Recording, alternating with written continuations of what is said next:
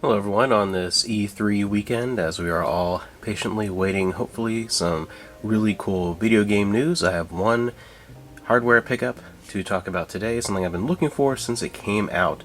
And I didn't grab it when it first came out, so I missed it for a while. Thankfully, they came back in stock for a good price, not the crazy prices to go for on places like eBay now at PlayAsia, so I went ahead and ordered it.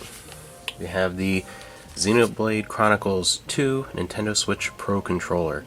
And I did want a Pro Controller for the system because I do use it, handheld pretty frequently, but also up on the projector. I really like to use it, especially with big RPGs or longer games, and definitely want a controller for any kind of more action-heavy games, fighting games, that kind of thing. I definitely prefer to have a controller in my hands rather than playing it with the Joy-Cons. I do have two of the wired controllers. I really wanted a Pro Controller though, and I was waiting because they are very expensive.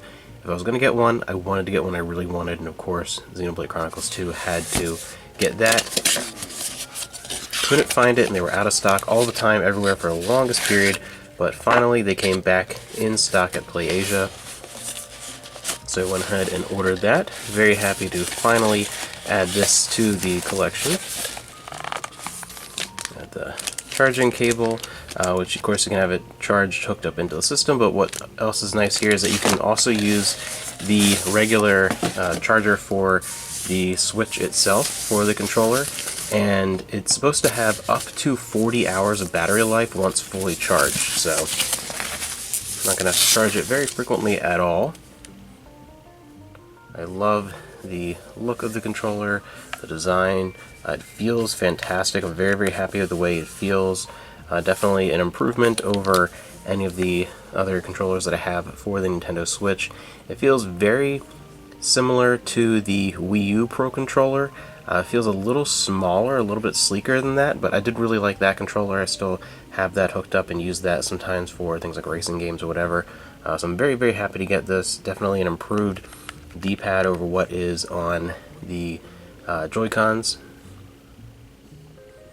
So this is going to get a ton of use for me pretty much anytime I have the Nintendo Switch hooked up to the projector or TV or whatever. Anytime I'm not using handheld mode, I'm going to be using this controller. So I'm very happy to finally add this to the collection, and very happy that we got a Xenoblade themed one, so I could add that to the collection for my favorite series of all time.